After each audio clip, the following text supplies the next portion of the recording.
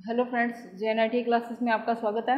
अपना टॉपिक चल रहा था एसी थ्योरी, जिसमें उन्होंने रेजिस्टेंस की बात कर ली थी। तो आज अपने बात करते हैं इंडक्टेंस की।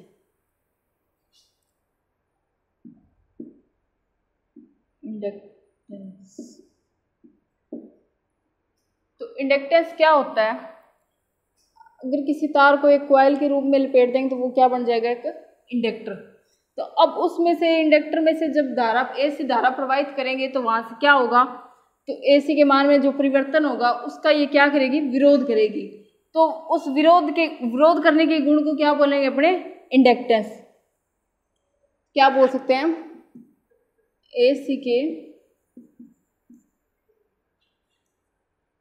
एसी को प्रवाहित करने पर उसमें होने वाले परिवर्तनों का विरोध।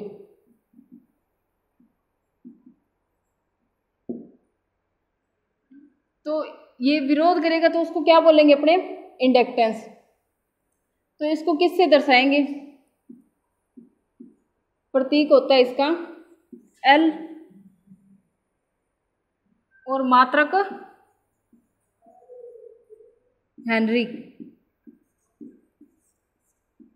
अगर पूछ ले इंडक्टेंस का प्रतीक क्या होता है तो L होगा और मात्रक क्या होगा इसका? हेनरी। तो जो एसी के मान में जो धारा के परिवर्तन होंगे उसका क्या करेगा? ये विरोध करेगा, और इसी विरोध के गुण को क्या बोलेंगे? अपने इंडक्टेंस। और प्रतीक इसका L और मात्रक इसका हेनरी। अब इनके कनेक्शन देखें। अगर दो कॉइलों को अगर अपन ने सीरीज में जोड़ दिया तो इसको कैसे ज्ञात करोगे? ये L1, ये L2। जिस प्रकार अपने रेजिस्टेंस का मान ज्ञात करते हैं वैसे ही अपने इसका ज्ञात करेंगे। तो इसका टोटल कितना आ जाएगा? L1 plus L2। तो इस प्रकार अपने ज्ञात कर सकते हैं। ये किसके लिए? सीरीज के लिए। अगर ये पैरेलल में हो तो पैरेलल के लिए क्या होगा? 1/LT बराबर 1/L1 प्लस 1/L2। सीरीज में जोड़ने पर ये फॉर्मूला लगेगा, और पैरेलल में ये जो रेजिस्टेंस के लिए होता है वो सेम इसके लिए होगा, इंडक्टर के लिए।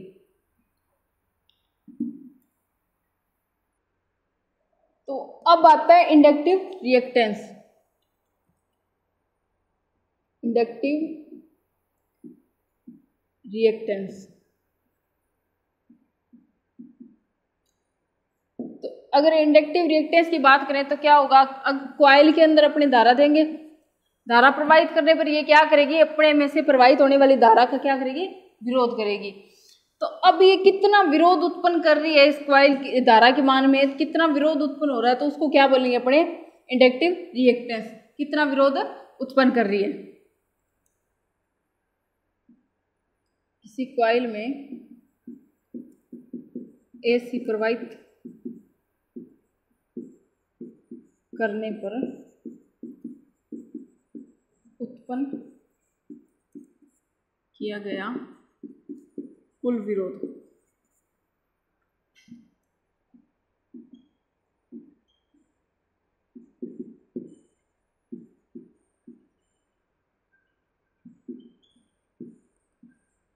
तो कुल विरोध, जितना विरोध उत्पन्न करेगी उसको क्या बोलेंगे? अपने इंडक्टिव रिएक्टेंस। अब आता है इसका प्रतीक क्या है? प्रतीक है इसका XL। ये है इंडक्टिव रिएक्टेंस के लिए, और L का मतलब क्या हो गया? इंडक्टिव। तो ये इसका प्रतीक हो गया। मात्रक की बात करें तो इसका मात्रक होता है ओम।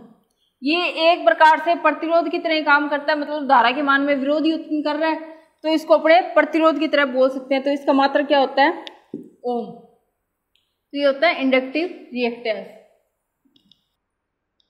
अब अगर बात करें इसके फॉर्मूले की, तो XL ज्ञात करने का क्या फॉर्मूला होगा?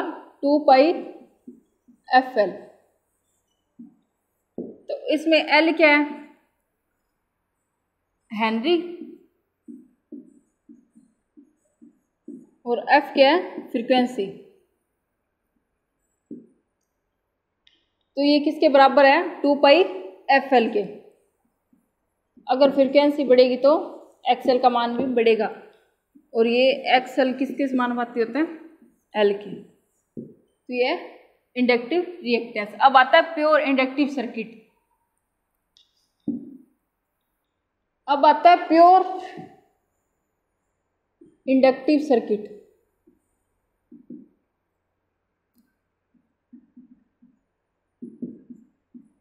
तो प्योर इंडक्टिव सर्किट कौन सा होता है, जिसमें केवल एक कॉइल लगी हो, जिस सर्किट में एक कॉइल लगी हो, केवल इंडक्टर।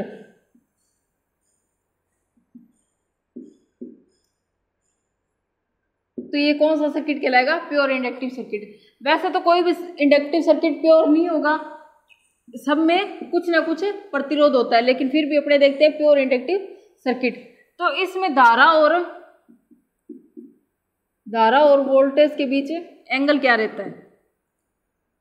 तो जो धारा होती है वो वोल्टेज से पीछे चलती है। अपने बोल सकते हैं जो करंट होती है वो लैग करती है वोल्टेज से कितना, 90 डिग्री। धारा लैग करेगी वोल्टेज से,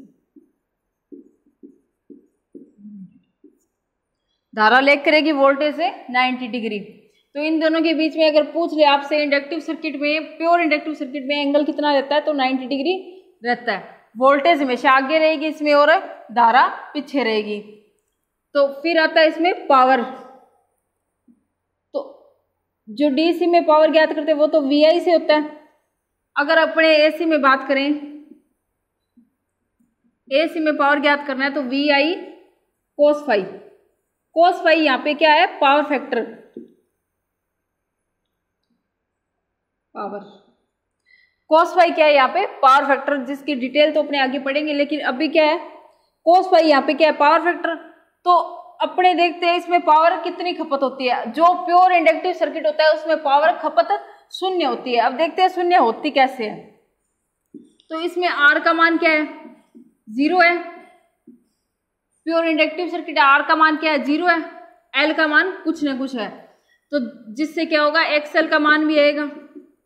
तो इसमें कोस फाई बराबर क्या होता है, कोस फाई बराबर होता है आर बटा एक्सएल।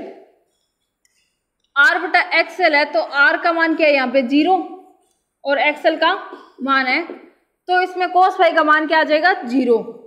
यहाँ पे कोस फाई का मान अगर 0 आ गया तो देखो पावर फैक्टर में वी आई कोस फाई है, और वी आई कोस फाई का मान 0 रख दिया, तो यहाँ पे पावर का मान क्या आ जाएगा, 0 आ जाएगा। तो अपने कह सकते हैं शुद्ध इंडक्टिव सर्किट में हमेशा पावर क्या रहती है, शून्य रहती है। Power V I cos phi, ये क्या हो गया, V I into 0। Power loss इसमें क्या होगा, 0 होगा। तो ये कोस फाई हो गया। पावर क्या रहेगी, वी आई कोस फाई, और इसमें पावर क्या रहेगी, 0। तो ये है इंडक्टिव सर्किट। तो इसमें याद रखने वाली चीज क्या है, हमेशा वोल्टेज आगे रहेगी करंट से 90 डिग्री, 90 डिग्री आगे रहेगी। और अगर इसका डायग्राम देखें अपने, तो ये तो क्या है, वोल्टेज। अब धारा क्या है, पीछे है, इसमें पीछे है, तो ये 90 पे पहुंच जाएगी, उसके बाद धारा यहां से स्टार्ट होगी। ये क्या है, करंट। तो इसमें याद रखने वाली क्या चीज है, पावर क्या रहेगी इसमें, 0, और P बराबर V I cos phi, power 0 रहेगी।